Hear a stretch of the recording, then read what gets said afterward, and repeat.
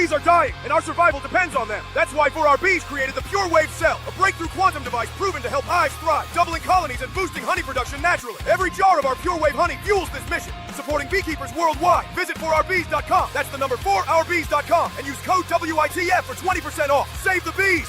Save us all!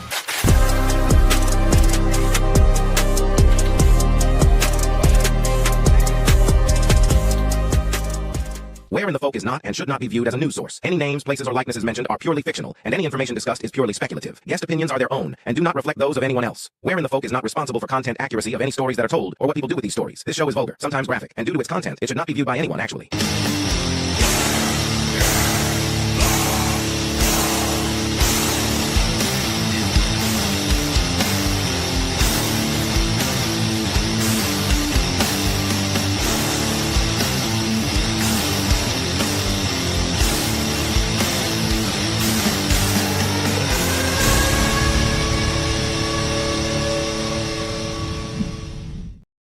Welcome to another episode of Around the Folk. I hope you all had a great week, and thank you for joining myself, Cecil, and Steven as we dive into another Fringe Theory Friday. Yes. Welcome, everybody. Crystal, Landa, Ronnie. Whoop, yes. Welcome, everybody. The nerds are back. Nerds are back. All right. So Tully's back in Manchester, doing his things in Manchester. Morgana will be back next week. So you're stuck with the Misfits tonight. But it could be worse. Yeah. I do want to say, this boy I went to school with from the time I moved to Kentucky until we were old disappeared in 2016. And they found his body finally, and they've arrested a suspect today. So, wow, 10 years later.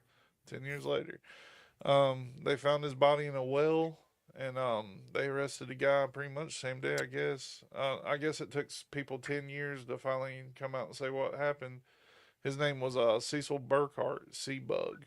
So finally he got justice. Yeah, finally got justice. Yeah, I'm glad. So. Good there, but yeah, it was pretty wild. So what have you been getting into? Not much other than work. Just yeah, that's pretty much it. Just pretty much work, and I guess enjoying these cool temps that we have this week. In light of what we're supposed to have next week. This week we were only. Yeah, we were only in the mid 90s to high 90s this week. Next week they say it's going to warm up. Yeah, it feels like it's been just straight thunderstorms here, like every day. I could be wrong, but it feels like that anyway. Really? But yeah, it's crazy, and the way that the weather moves now is so insane. Like, yeah, we'll get hit by one thunderstorm, but it comes in at like some kind of weird ass angle. So like and it drifts up, so we get hit by this one, then it skips, then it hits this one, then it skips, then it hits this one. Like, it's weird. It's weird how it works. I don't know. I'm not a weather guy. I watch a fella for that. Yeah. Anyway, what kind of dirty TikTok did you send Tully, Landa? We're gonna have to ask him about it if he opened it. Yeah. Oh, he for sure opened it. You know he did. I kept expecting one all week, but she never did send me one. He sends me stuff all the time trying to get my algorithm changed. And I'm like, it's not going to change my algorithm, bro.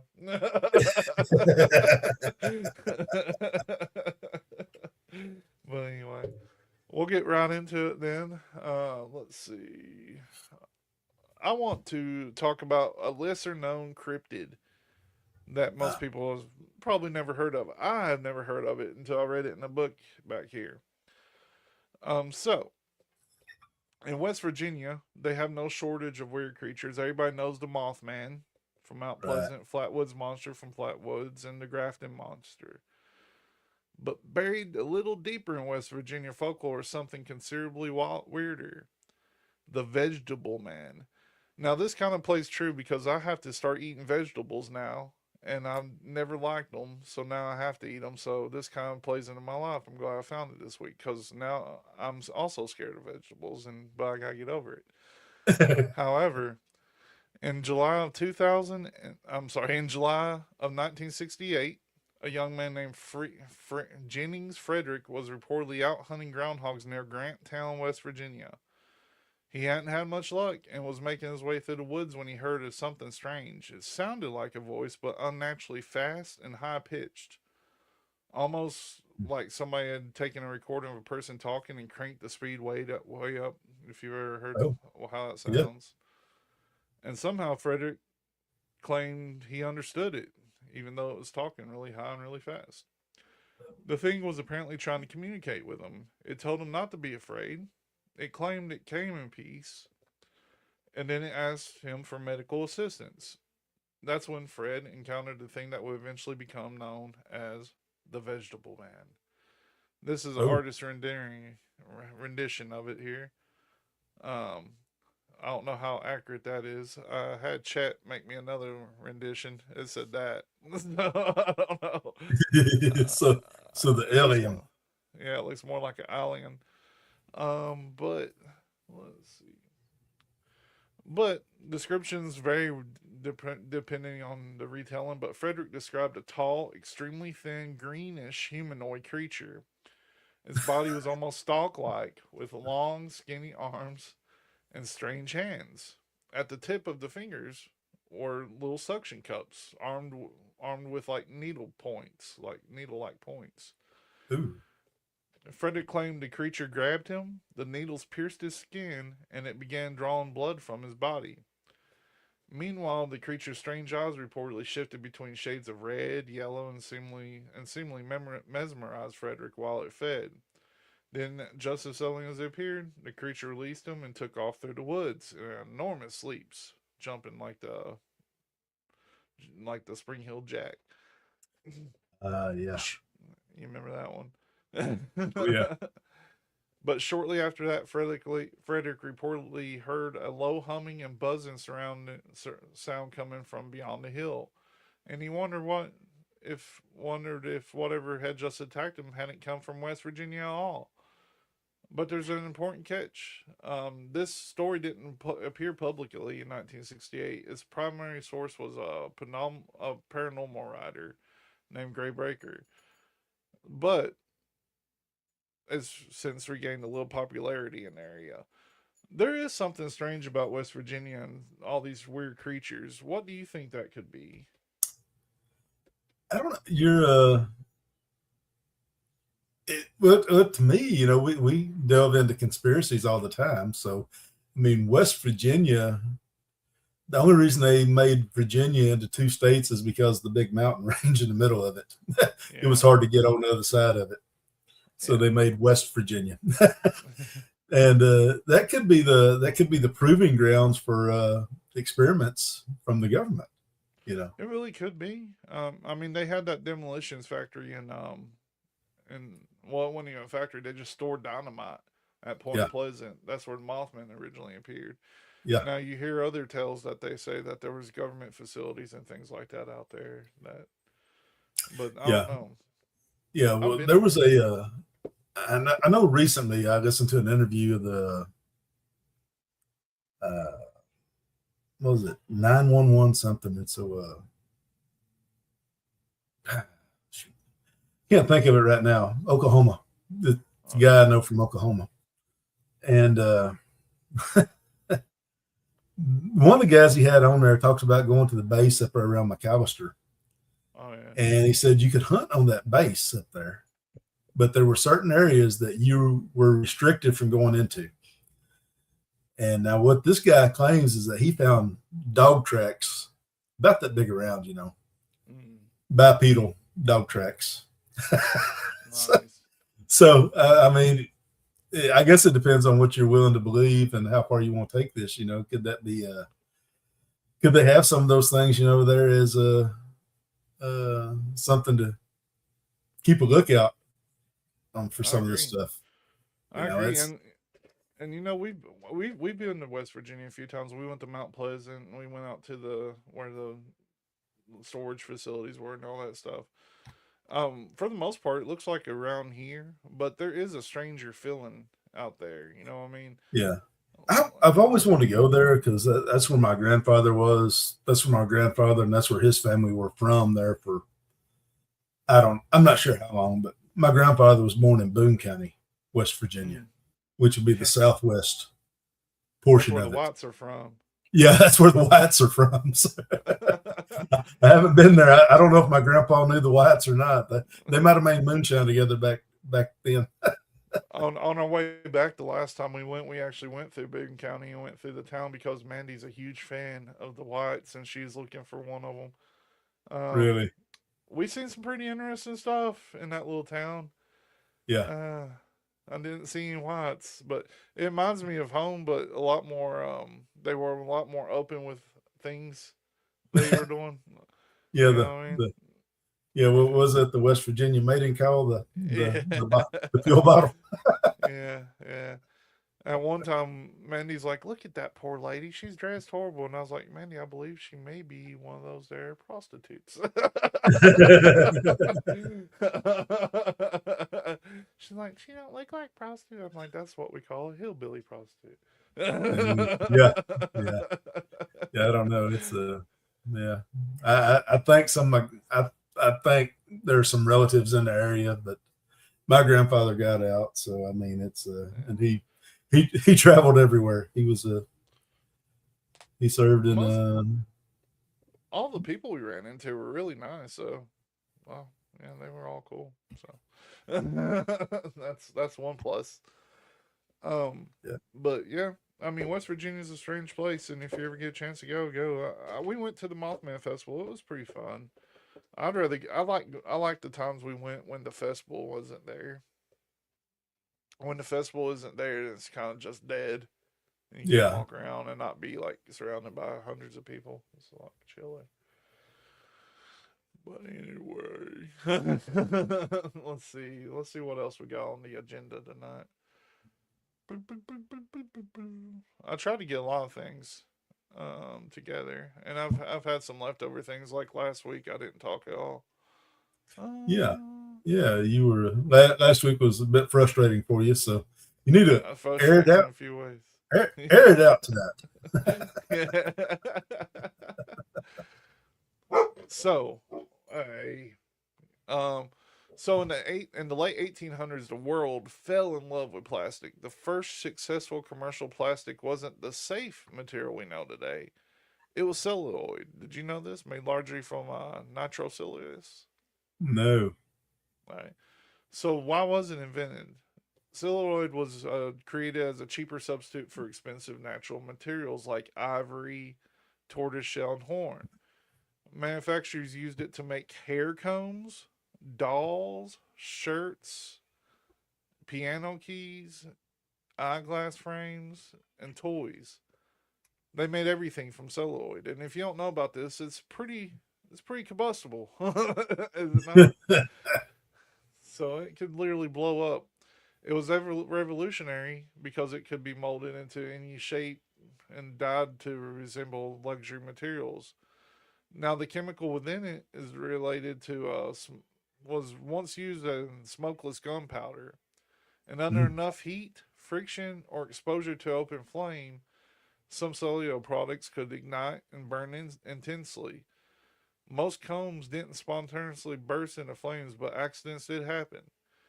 Hair accessories could ignite if left too close to a fireplace or hot curling irons, which everybody uses a comb. Factories manufacturing this were especially dangerous when fires occurring more frequently than they did in any other industry. But people kept buying them. The reason was they were inexpensive, they looked good, they made fashionable goods available to more people. But eventually safer plastics came around. Now, could you imagine combing your hair with this and you're trying to look so fresh that you create friction and set your head on fire? That would be a nightmare. Wow. I kind of want one. I wonder if you could buy any of those just to see. Yeah, because that would have been back in the days when the hair gels and all would have been really popular among men, wouldn't it? Oh yeah.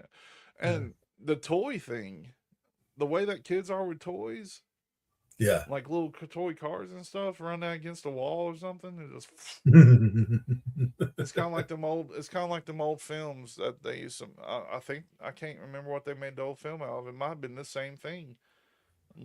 Yeah, Like, it probably was. yeah, just catches up and burns instantly. Um, Yeah. we did some wild stuff.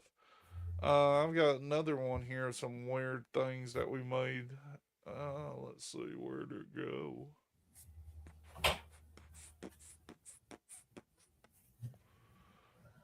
So, before modern food regulations, appearances often mattered more than safety. People wanted their food to be pretty.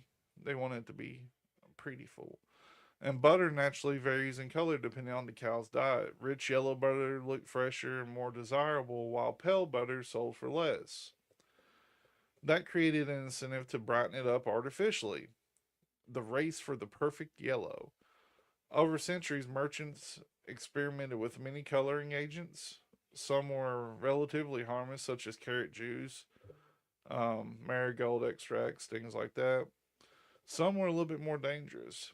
Historical records described instances where lead containing pigments and other toxic compounds containing pigments and other toxic compounds were found their way into food. So they were using lead to color food at one point in time. While this wasn't the standard way butter was colored everywhere, it reflected lack of consistent regulations and testing before modern food safeties. But butter wasn't just one example. Food alteration was widespread. Milk diluted with water, flour mixed with chalk, candy colored with toxic pigments, bread whitened with chemicals, pickles made greener with copper. Consumers had little way of knowing what they were buying. And that's because they didn't really have, the things that we have now that tell us the ingredients on everything. But who knows if we're being told exactly what the ingredients are now? It's really hard to say. So that's one thing that we used to do. And that's one of history's biggest flaws. Let's see. Stephen bailed on me. But anyway. We'll move right on.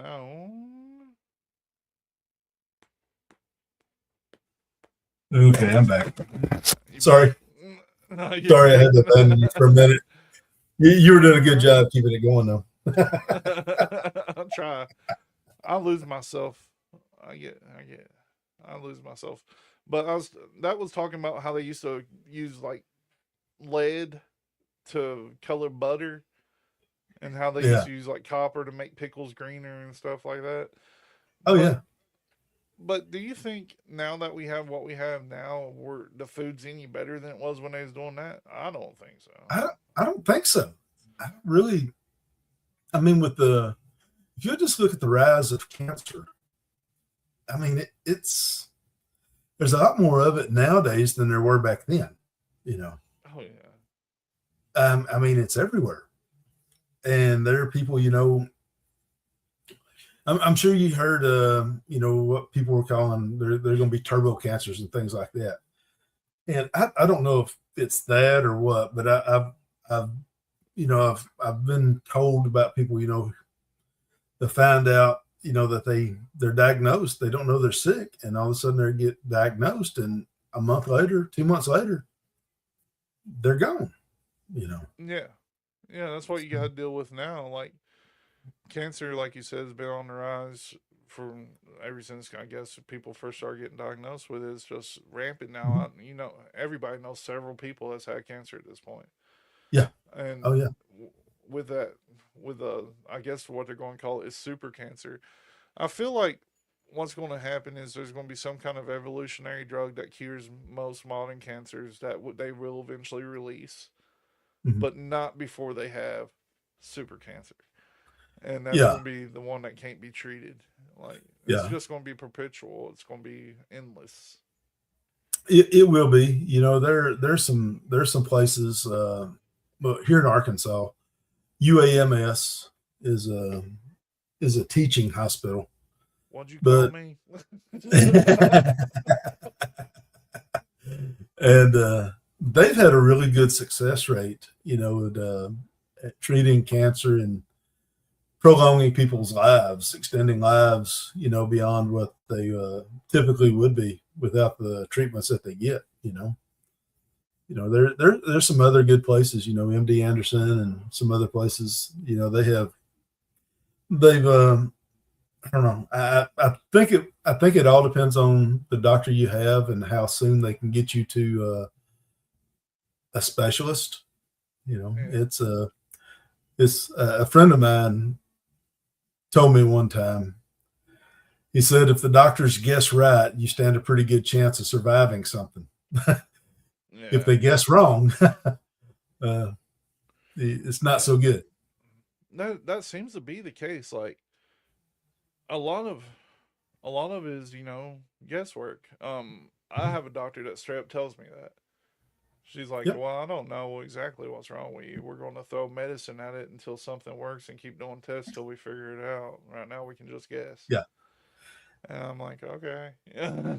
Like, Right. that's really, I guess, and I guess really that's all you can do. And It is. Yeah. that's why it's Practicing. called practicing. Yeah. Yeah. Very, very good point, Crystal. Yeah. So Yeah. yeah, with that right there, it's a lot of times I'm kind of back and forth with modern day medicine and some of the stuff they want to push and all that, Yeah. Yeah. I mean, there's a lot of things that they push out I don't much care for. Like, right. like I was taking, this is going into personal detail, but I was taking a pill for my mental health. Um, and the side effects were crazy, and I started feeling the side effects. And I was like, yeah, Yeah. I need to quit taking this. You know what I mean? Yeah. Like this is making me feel crazier than I was before I started taking it. Like, Yep. but antibiotics are a good thing. We medicine has some great things, and there are some bad things. I feel. Oh yeah. Believe. Yeah. No doubt. No doubt. I mean, it's I can say that I realize at times I'm critical of modern day medicine, but at the same time, it's probably kept me alive a few times too. I With the just eat things. garlic when I got an infection now. Yeah, we need to look up. Yeah, I guess it'd be worth exploring sometime to see what those the way some of the garlic is. I don't know, different combinations with the garlic and how they'll put it in a dark spot or whatever for a long time, and the healing benefits of it. That might be something worth checking into someday. Find I out if it's do. really real. Yeah, I do have a book in there from a very long time ago. I went on the hunt for it when we was talking about. I can't remember what it was, but it's some kind of medicine.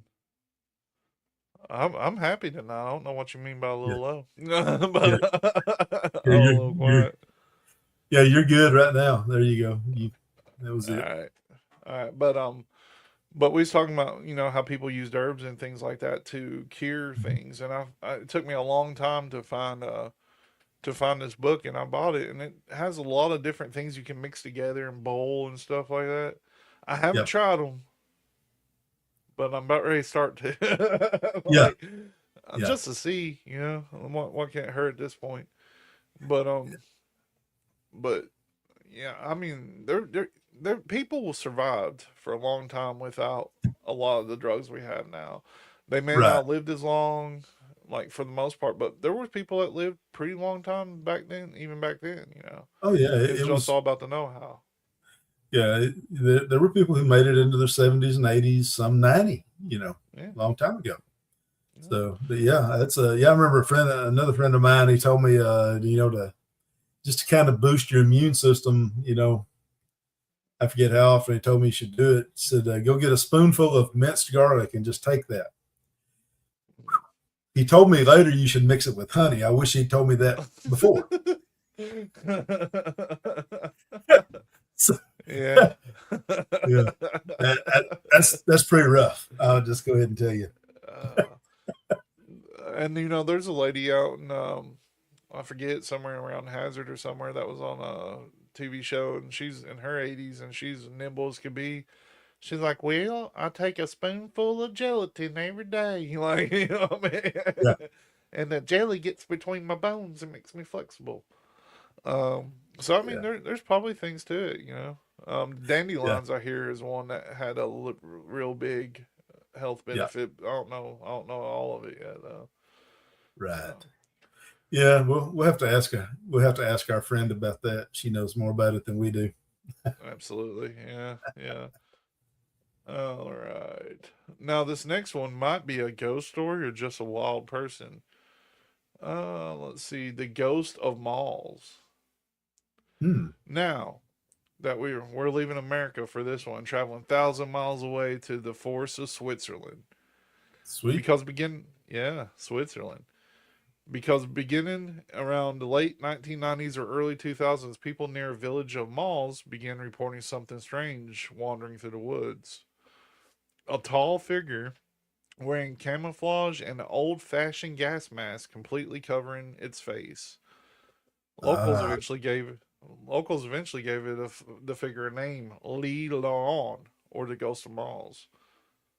So Lee Luon didn't reportedly attack anyone. In fact, one of the strangest alleged encounters involved a woman who came across the mysterious masked figure picking flowers. When this person or creature realized someone was watching, the figure reportedly disappeared into the forest. Over the years, more stories circulated. People described a roughly 6'3" figure dressed in dark clothing, sometimes wearing a camouflage cloak, always with that unsettling gas mask hiding inside the entity. Nobody seemed to know who or what was underneath. Then, in 2013, something happened that changed the legend. Someone photographed Lee Leon, but they only got the backside of him. Oh. That's it, right? That's him or it right there. And my system's freezing up. That looks more like a real person than a ghost to me. Yeah, me too. But the photograph showed the strange masked figure standing in the forest, and once it was published by the Swiss newspaper La Martin, the story exploded. Apparently, Lee Laon wasn't happy about becoming famous. Later that year, reports claimed the figure's gas mask and cloak were discovered in the woods, along with a disturbing letter titled "Death Certificate and Testament of the Ghost of Malls." The writer complained about the attention caused by the photograph and suggested the ghost of malls would disappear, and after that, the sighting stopped. So, Hmm. this was more than likely a person. Let's be fair. Yeah. My thing is, do you think so? In Switzerland, they have bomb shelters for everybody Yeah. in their country, like Mhm. bomb shelters everywhere for when the nukes go off. Why we don't have it, I don't know. We don't even have a storm shelter anywhere nearby. I Yeah. have to go to town and get into the fucking parking garage. But do you think that there's a possibility that people like this have ran into some of these bomb shelters and like just living out their life and thought that something crazy had happened at one time? Yeah. Absolutely.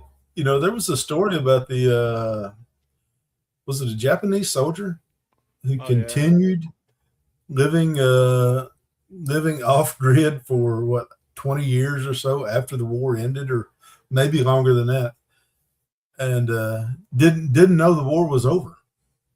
yeah. I mean that would suck. Yeah. And I mean we can never downplay cults and things like that enough, because they're real. uh and who knows, maybe this was somebody who was part of something like that. I don't know. Maybe it's just somebody out there pulling a prank or whatever. Thought it'd be cool to walk around in the woods wearing camouflage and a gas mask. Some nerd. Yeah. Yeah, some nerd. Now there But are weird fractions like that. I'm glad you brought that up. Some kind of weird cult. There's yeah. one.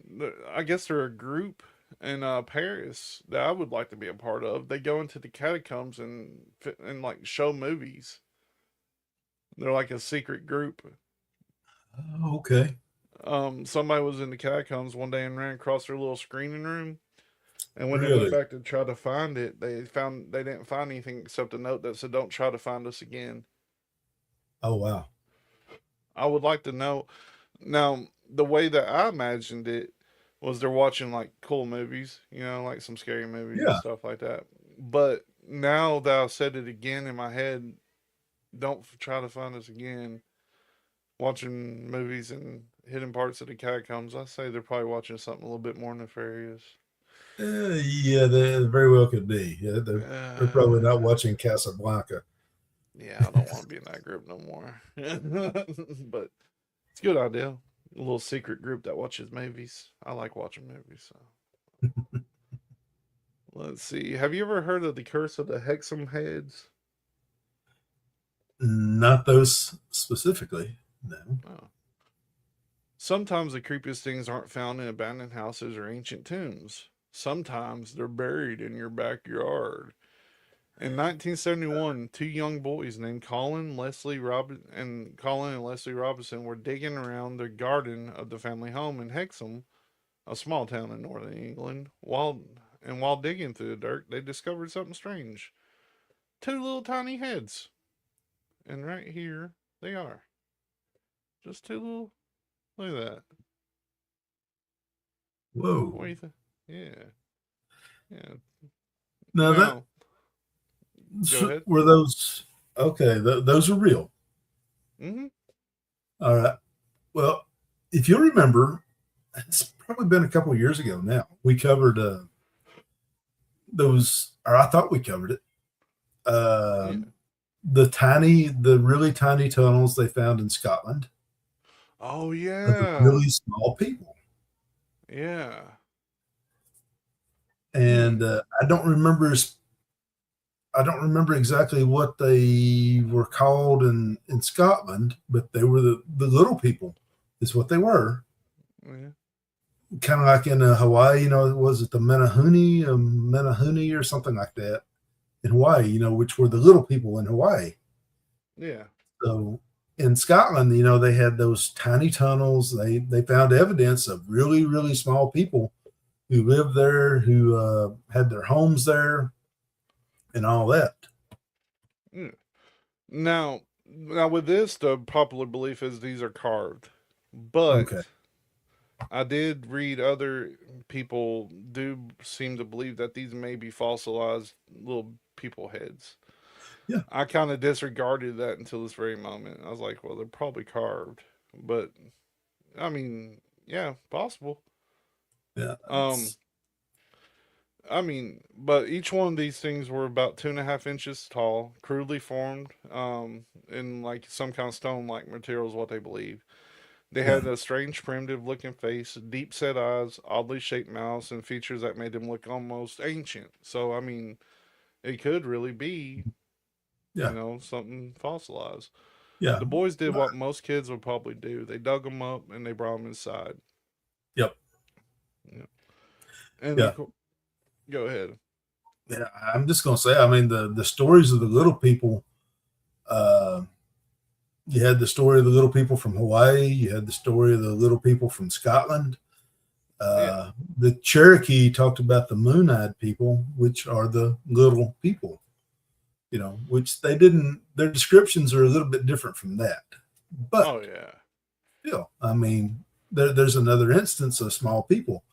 In Sumatra, I think you had stories of the little people. I think there was even a video of somebody riding trails on a motorcycle, and they actually saw one of those little people run across the trail in front of them, which was, Oh, as far yeah. as I know, authentic.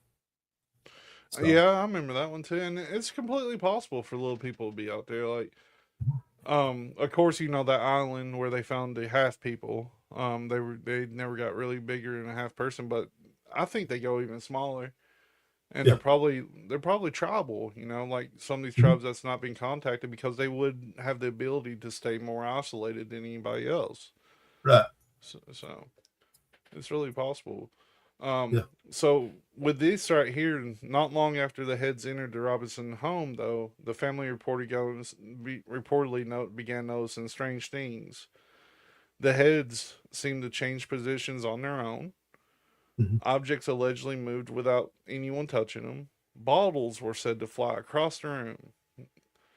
But whatever was happening apparently wasn't confined to the household, because next door lived the Dodd family. And one night, one of the Dodd children reportedly woke up terrified after something or someone pulled its hair while he was sleeping. Then his Mhm. mother, Nellie Dodd, claimed she saw something even more disturbing, a figure leaving the house, except it didn't look completely human.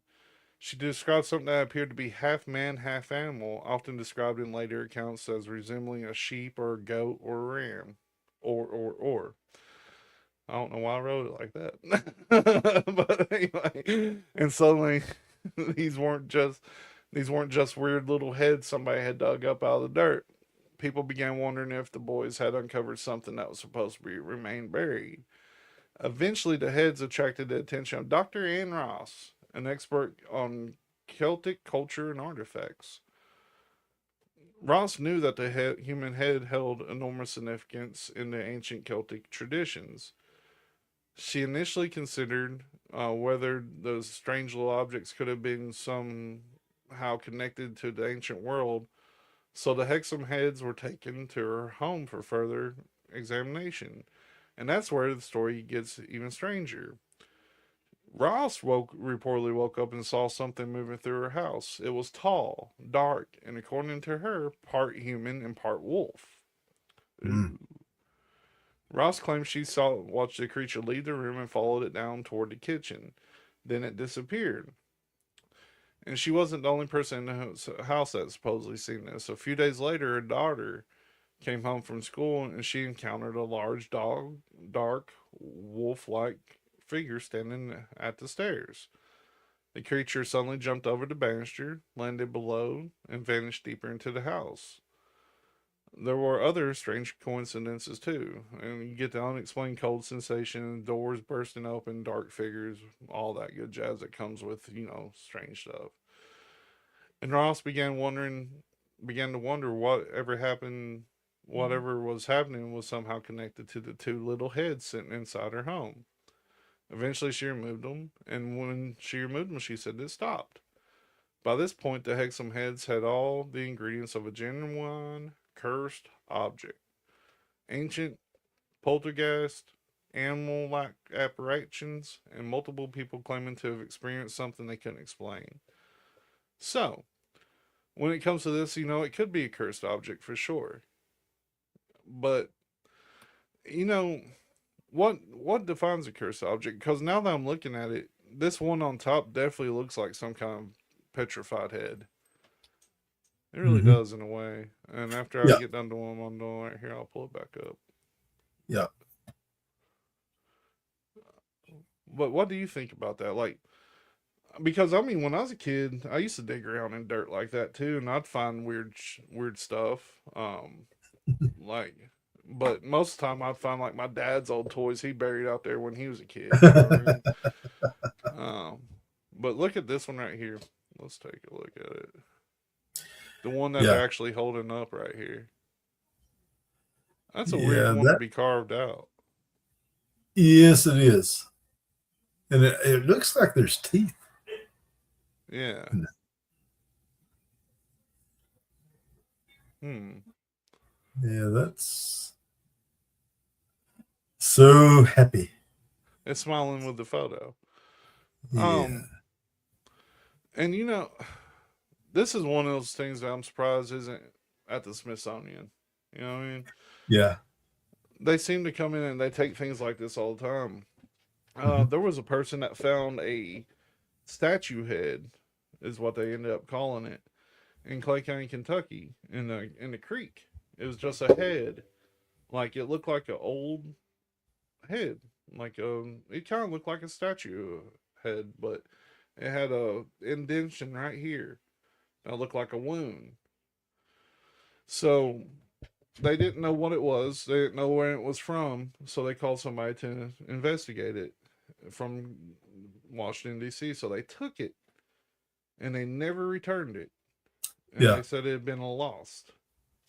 I don't know if Yeah. I can find that. Oh, do pictures of it actually exist? Yeah. Really? Is- That right there would be really interesting. If it was a petrified head, or if it was a carving and somehow got damaged in a flood or whatever, going down a creek or something like that. But I mean, those the fact that it didn't come back tells me that it was an authentic find. I mean, there've been way too many things, that have disappeared. It goes to Smithsonian, nobody ever sees or hears of it again. And they claim it's there, but then they've got, I forget how many, such a huge place that, I mean, you could search and search and search and never find the item that you're looking for. Now this is pissing me off. Yeah. The way that you used to search this was by typing fossilized human head found in Clay County, Kentucky. Now you cannot find it. Yeah, more and more stuff is disappearing from the internet all the time. Article March 20, 2010, Empires of Amazing. Yeah. Right here's all I found was somebody's Facebook post about it. A fossilized human head found in Clay County, Kentucky. Oh, it says go to Clay County album to see photo. How can I get to the Clay County album? Let's see, photos, albums, Clay County, Clay County. I'm a researcher.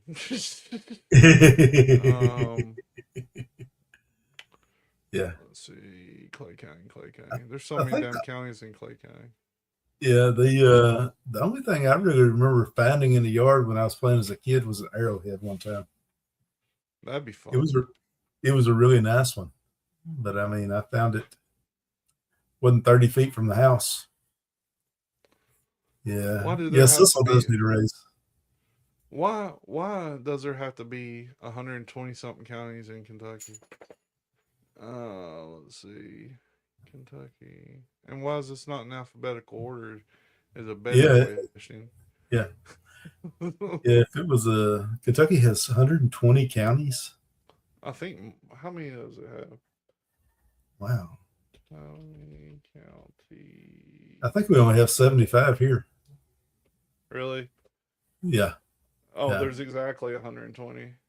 I was right. Look at that. Yeah, crystal finding, to me it was always exciting if you could find a good spot where you could find a lot of flint, broken pieces and things like that, and you were able to go in after a good heavy rain and search for points. It was always exciting to find a whole one. I've never found I found a few, but I don't have that many. Yeah. Used to people used to find them all the time. The farmers plow the fields and they get a rain on it, and then they go out in the field and they'd find some really, really good pieces, spear points and everything else. I found like 3 or 4 arrowheads when I was a kid, and I took them to my dad, and he said, "Buddy, I made those." I said, "You son of a bitch." But anyway, all right. So here I found it. All right, let's see if I can get it to pull up. This is it right here. Now, looking at it now, you can see a little puncture wound here. It does look like something that was carved, but they say that this was a fossilized head. Hang on a second. So the location discovery of the identity, I actually know where this was found, so this doesn't make sense. What's amazing about this find is evidence of actual skin structure and details such as soft cartilage in the nose, ears, eyes, and evidence of a hairline. So apparently this was all soft cartilage, and this does look like bone right Right. there. Does it not? Yes. All right. Yeah. So The Jim hairlines. Birch, yeah, look at the hairline. Yeah. So Caesar cut. But the amateur archaeologist estimates that the find will be well over 1,000,000 years old. He's crazy. If it is indeed a fossilized human head, it could be preserved all this time. Soft tissue enamels can be preserved, but they require special conditions. They need to be buried rapidly and blah blah blah blah blah. So their theory was that this was 1,000,000-year-old fossilized head, is what they originally said. Now, I don't buy into the 1,000,000-year-old fossilized head theory, but this does, in fact, look like a head that was kind of fossilized. I firmly believe in rapid fossilization. Oh yeah, absolutely. That's the only way it can happen. There's a certain way that it has to happen. I mean, if that's why they've got the fossil beds, out west, and they've got all those different kinds of types of creatures that are all in the same spot because they were all washed up in one big massive flood and buried quickly and became fossilized and things like that. I mean, it's and if you look at this thing, I mean, this is obviously deterioration of the nose. Yeah. Right here. That's the nose goes first, nose and eyes. Soft tissues go first. Always in like the decomposition. Yeah. There's obviously a wound right here. Yeah, that almost looks like a bullet hole, to be honest. Almost, yeah. And you can even tell, like, within the eyes and stuff. If somebody carved this in Clay County, Kentucky, a long time ago, they were thinking really outside the box, because this is obviously like the beginning of like decomposition here, and the soil and everything out there is so like it could have been trapped into clay or anything. You know what I mean? Yeah, but. Well, I mean, it's certainly not out of the realm of question there, and this may not be 1,000,000 years old. I mean, just to be argumentative about it. I mean, this fossilization could probably be less than 150 years old. Just to be honest, I mean, it really could have been, yeah. I don't know if you've ever looked into it, but the bodies that they found in the peat bogs in Great Britain, you can still there's still a whole lot of detail about those who were buried in the peat bogs. Their bodies have been preserved really, really well. I think the one thing that tripped everybody out about this was it appeared to be all stone. Yeah. You know what I mean? Yeah, well, yeah. That's what happens. I mean, the petrified wood, it's been replaced. The wood's been replaced by minerals. Yeah, and the one thing that's crazy to me about it is it was taken for further study and never returned. Right, because that's the story we hear so much. Yeah, because I believe that's an authentic head. Yeah, I think it is too. I mean, that's the one thing. That's the one thing about the whole story that I believe most. I think it is a head. Yeah, it happened. It became fossilized really quickly. I mean, whenever you go to looking at that stuff right there, I mean, just to talk about how quickly these things can happen. There's a boot that was became fossilized, I think in Texas. And what it was, there was a mineral water that had all the minerals in it, and it fossilized the boot in like less than 50 years or something like that. The part of the boot that they could see and understand dated from like the 1920s or something like that. But it's completely fossilized now. Or just basically the whole boot's fossilized. So, I mean, it doesn't necessarily take millions and millions and millions of years for these things to happen. No. They can make coal in a laboratory. They can make diamonds in a laboratory. I mean, there's the there's the tell-all. They can make No. diamonds, and my wife still ain't bought me one. Yeah. No, it definitely doesn't take as long as what we've been told. And I'm still a firm believer in the fact that they started out, with millions of years old or whatever. And then they went to billions of years old. Now I think some people have decided it's either 4.5 billion years old for our universe, or maybe it's 13.8 billion years now, or some I think is talking 21 billion years. Nobody can truly comprehend those numbers. No. So it's just so it all goes back to the old saying, if you can't dazzle them with brilliance, you baffle them with BS. Exactly. Yeah, I mean that's what it is. Yeah. Because I personally think it even comes down to like the fossil fuels. You know what I mean? Mm-hmm. Like they're like, oh, it takes millions of years for this. I don't think it does. I I really don't think so either. Clay County's got some weird stuff though. Like you can tell it's part of a more ancient timeline than we can think, and that's where whenever we talk about ancient history and stuff, and like the world's being connected, it kind of makes more sense to me because right here is a rock proudly displayed at our local park, and you can see all these different scratches on it and things like Yes. this, right?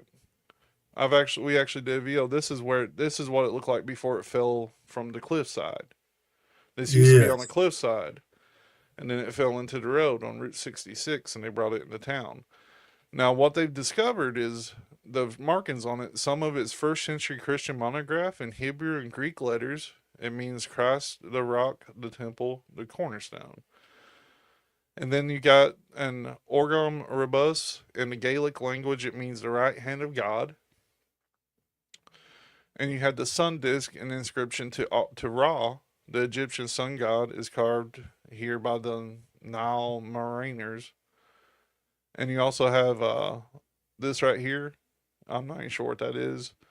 Libyan style of Tungian and Nubidia and South Semitic, and then you have the symbol of Ra. Now, this all came from Clay County, Kentucky, Right. in the Appalachian Hills. If you don't know, the Appalachian Hills are part of the Scottish Highlands. Yeah. Before they drifted.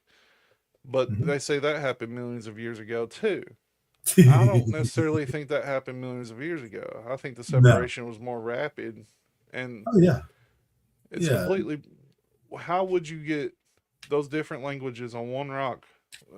Was there like a philosopher living in Clay County back in the day that decided to scratch all this into a rock on Route 66 in Redbird? Yeah. Well, to me right here, there Or a linguist? there had to be more knowledge shared, and I in the past, thousands of years ago, within the past, I would say with the past 4,000 years anyway. Yeah. 3,000 years. 3,000 years at a minimum. Yeah. I mean, first century Christian language on there. First century. You know what I mean? So we're talking 2,000 years ago there. Yeah. Well, the Egyptians outdated that. And for those who would have had that there to Ra, the sun god, that's Egyptian all day long. Yeah. All right. And then you've got, so that would have meant the Egyptians are here. That would give some credence to the Egyptian pyramid that's buried up underneath a lake there. What, in Kentucky or Tennessee? In Tennessee. It's in Norris. In Tennessee. Okay. It's pretty close to Kentucky. Yeah, it's right there close to the border. Yeah. All right. And then you have Southern Semitic language. Mm-hmm. Well, the Southern Semitic language, they found evidence of that. I think it's actually in Saudi Arabia now. there's some carvings of what they talked about, kind of like a prototype Semitic language. And the arguments always, of course, the scholars are always going to argue their points so they can pat themselves on the back on how intelligent they are. Yeah. But yeah, here's the thing. The Phoenicians were the ones who were credited with creating the Semitic language. But the truth is there were 10 or 12 different groups of people who lived in the Middle East there who all shared the same Semitic language. Mm. Yeah. Phoenicians and the Hebrews were just two of them. There were others in the area as well. Kind of like Australia, New Zealand, Great Britain, United States of America, Canada, other parts of Europe. We all speak English. Could that play into the Tower of Babel too? Like the story of that? It could, the fact that different languages were developed and you've got different languages on the rock. Yeah. It's weird. Like, Crystal, it is still there. I'll tell you exactly how to get there. When you get off the parkway coming from London, you turn left. You go through the first red light. You go down the 4-lane. Then you go past the second red light. then you continue on into town. And after you pass the middle school, where they built the new bridge that takes you over to the hospital, there's a park across that bridge when you turn right. Mennonite's Farmers Market is right there on the left. So you turn right and go across the bridge, and there's a park there. And then you turn into the parking lot of the park, the new parking lot they have, and you'll see a little pavilion, and underneath that pavilion is that rock. So you can go check it out. It's there today. It's there all the time. But I mean, like even the place you showed us in Arkansas, where it has the circles, like in the topographical map, it's like circle, circle. Oh, circle, yeah, circle, the LiDAR circle, map. Yeah. circle. Yeah. Yeah. I mean, what is that? That has to be like, people can say that that's nature all they want. Yeah. But it's not. It can't. I mean, it could be. I guess. Things could have rolled like one circle at a time. I don't know. But that's on an elevated place, and I found seashells on top of that. Yeah. So, but I mean that to me that was a special place. Compare that to some of the Aztec ruins in Georgia. Yeah. Look at that. Look at a LiDAR map of the park in Georgia where they won't let scientists into, or you're unless you're certified. They're not going to let some renegade scientist go in there and say, "Let's look at this." Yeah. The world is such an amazing place, man, and I think there's so much more to the land that we stand on, and over here especially, and and then you got the cradle of humanity over there in the Middle East, where there's always perpetual war. Yep. Yeah. No doubt. I guess the point I was trying to get to was the fact that you had different languages all written on the same rock. Mm-hmm. You're talking about two different gods, Mm-hmm. or to me it would be. Yeah. And this is a place that all these people somehow they found this spot. Yeah. As big as Kentucky is, as far inland from the ocean as you would have to travel once you got off a boat to get here. And everybody found this place. Yeah. The only thing I can think, if it is ancient, which that's the claim, it's ancient. The Kentucky River is right next to it. Okay, there you go. Yeah. So that's probably how they got there. That was your highway. Yep. That was the highway, and somebody marked on it before, and somebody marked on it again. Exactly. See, in Oklahoma, along the waterways, that's where Gloria McFarland, she wrote a book that I guess it's still sold at the Heavener Runestone Museum there in Heavener, Oklahoma. But they found all kinds of carvings and stuff in Oklahoma, and are all going up and down the river and stuff. They found that the Heavener Rune Stone, which is a slab of rock that slid down the hill, and I think basically a guy named Clom was laying claim to that entire valley. Yeah. And they found another one around Poto, and then they found some more out west of there too. Didn't they find a Yeah, Viking that stone something? and we showed They that found, about the was it what's that? Oh no, I think we're on delay. Can you hear me? Oh no. Can you hear me, Steven? did I freeze up or did you freeze up? I don't know. One of us did. I think we're back. Are we Oh, good? Yeah, we're good. Continue.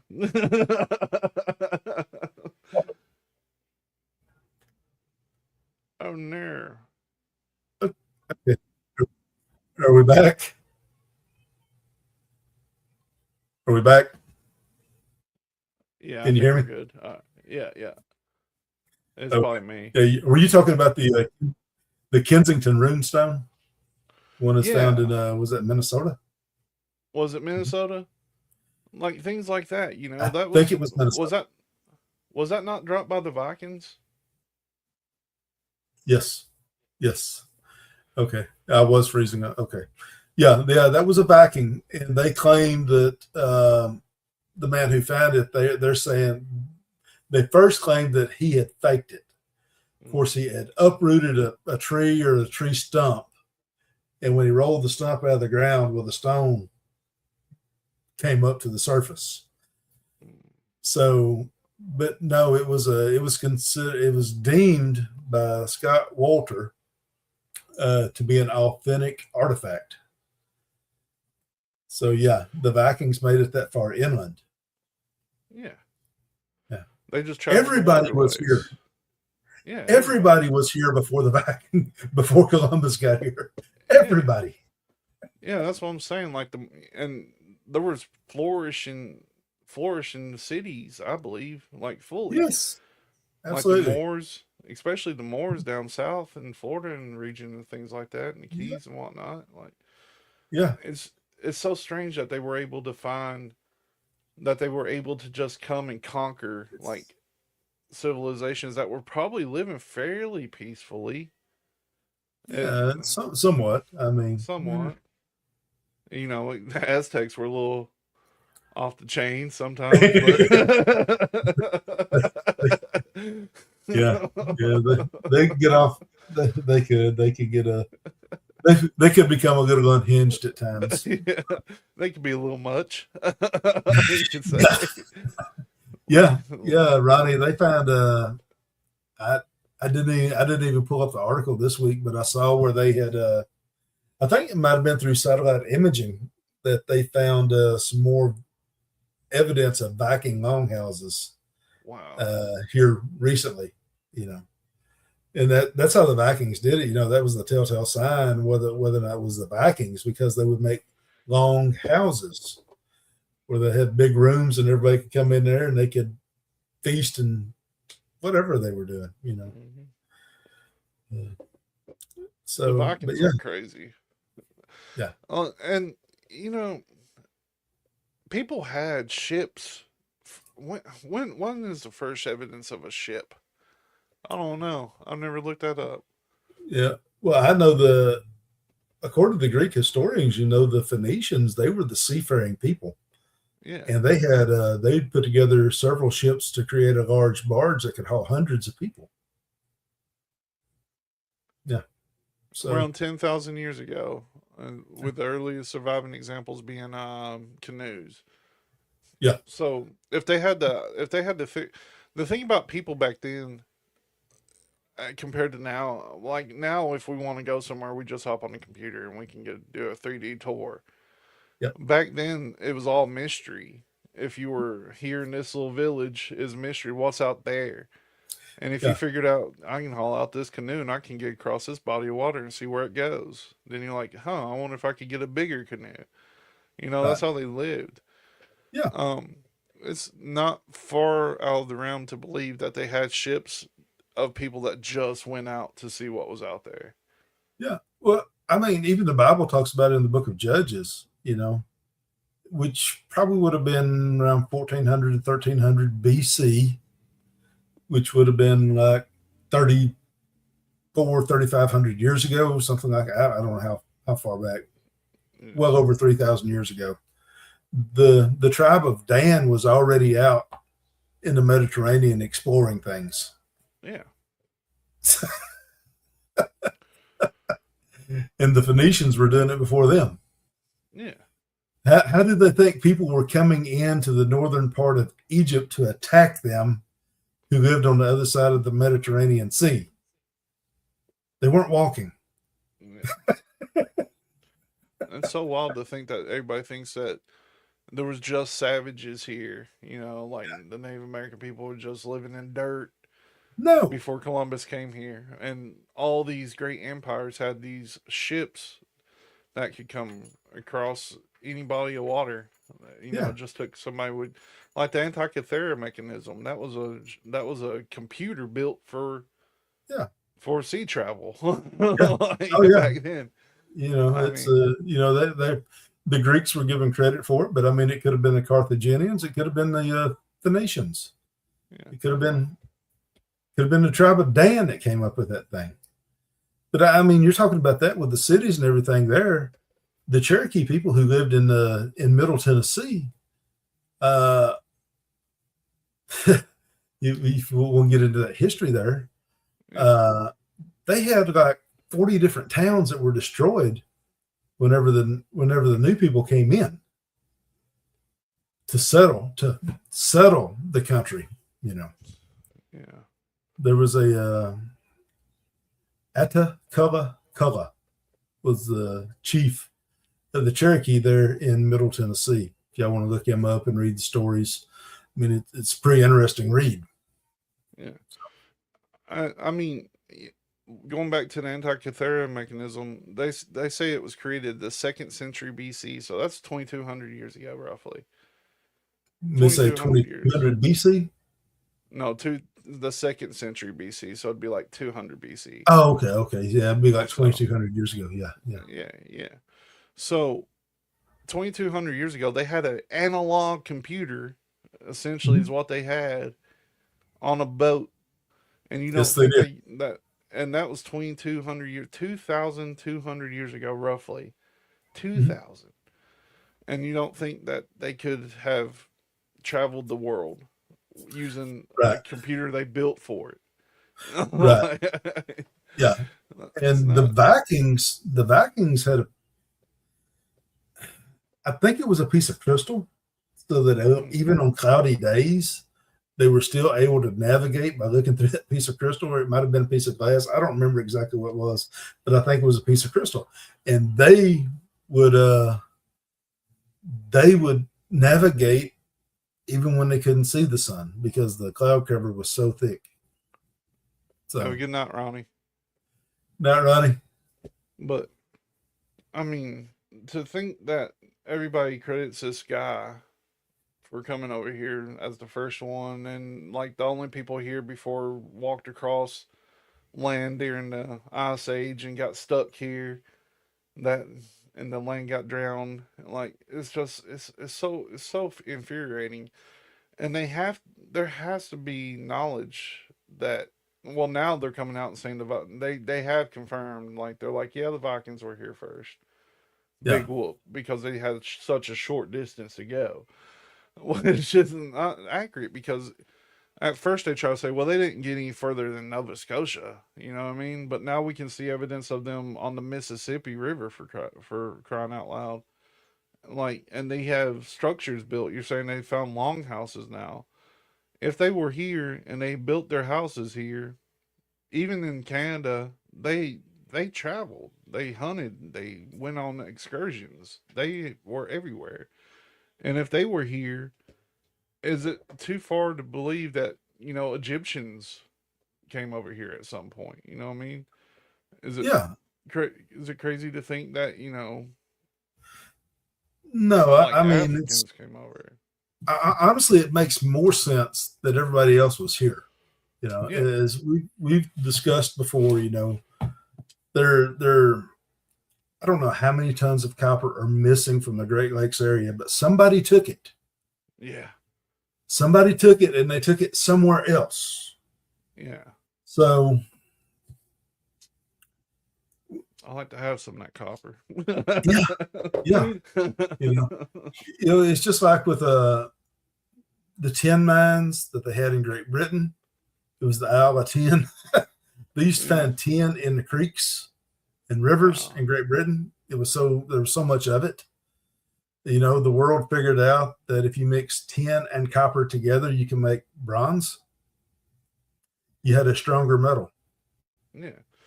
It is really like a relearning history, Crystal. That's exactly what it is.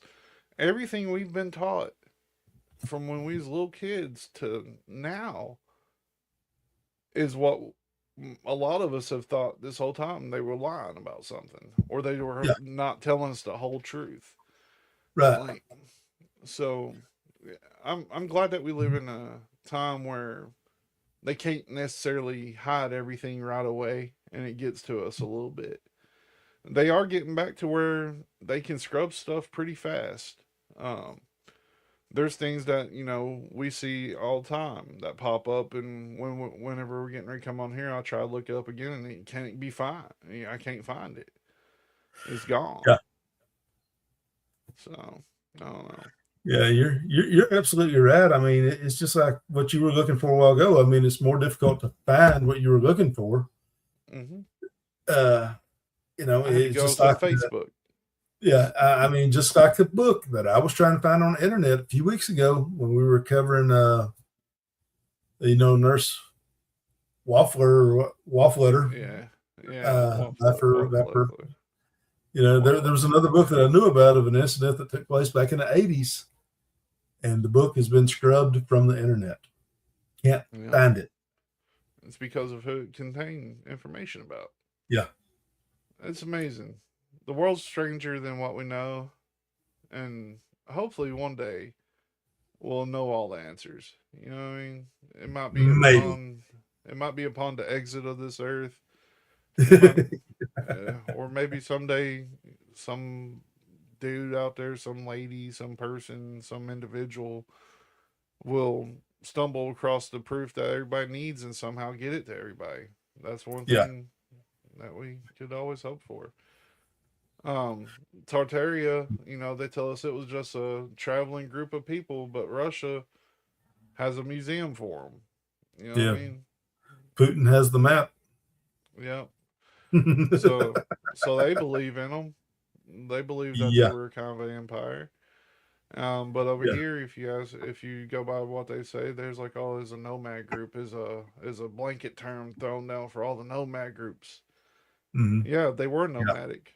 They were nomadic. They traveled the world. They covered the whole world, but they also built grand cities. They also Mhm. had, trade. So, Yeah. you know, they Mhm. wasn't the hunter gatherers No, that they no, led not you to at all. believe. I mean, that's one thing. That's another thing I did discover whenever I found some places, where I found some points, and for me, mostly broken points. Uh, but every now and then, you'll run across some material that doesn't match anything at all in the area where you're finding. I mean, you'll find piece after piece after piece, and all of a sudden, you find something else. It's kind of like, where in the world did this come from? So there had to be some trading because that came from someplace else, not here. You know, Yeah. and whenever you get to the, I don't know, I'll call them the intellectuals or whatever of it. They'll say no, they weren't doing any trading like that and stuff. They always downplay everything. So And I'm going to say a term that kind of plays into this too. That's kind of outdated, and I apologize. It's something that was used for a long time, but I want to trace it back to where people say it came from and why it doesn't make sense. Indians. Now, the thing that we were taught growing up was Indians are called Indians because Columbus was trying to sell to India. And he mistook it and thought that the people he ran into were from the country of India. Yeah. India was not a country when Columbus came over. It was a trade route. It was a trade route. So even that they told us all through school when we were kids before it became an outdated term was not right. It was inaccurate. Yeah. Yeah. That's wild. Yeah, you're absolutely correct. I mean, we've been told so many lies about so many things, and whether it was just a full-on lie or if it was just a partial truth, it pretty much had the same effect as just a full lie.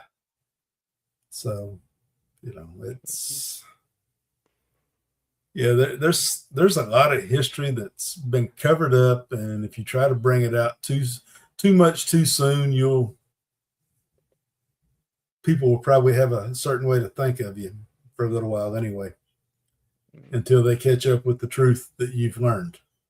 So pretty soon though, that's one of them things that I think that's going to change. You know what I mean? When you start Googling it, I'm like, well, India has actually been named India since, like 5,000 BC. yeah, that'll be the next Mandela for 27. Yeah, exactly. Anyway, we've kept you all long enough. I gotta go take medicine. Yeah. Oh, wow. We'll be back next Friday. I don't believe we're doing anything tomorrow. I believe the watch party isn't happening. So we'll be back next Friday. Not sure what we'll talk about. I'm kind of liking the Fringe Friday stuff. Oh yeah, it's fine. Yeah, and who knows? Maybe next week we can. Yeah, we had some more. We had more stuff that we just didn't even get to tonight. Oh yeah, really gosh, really cool stuff. Yeah, I've got you. You got things. I've got. God, yeah. I've got a bunch right here. I'm starting to stack stuff like Tully stacks videos. But yeah, tune back in next Friday, same time, same place. If you're new to the channel, go ahead and hit like and subscribe. And come back next week, and hopefully everybody will be back. If not, somebody be here. Somebody will be. Yeah, and thank you all for watching us, because we are watching you.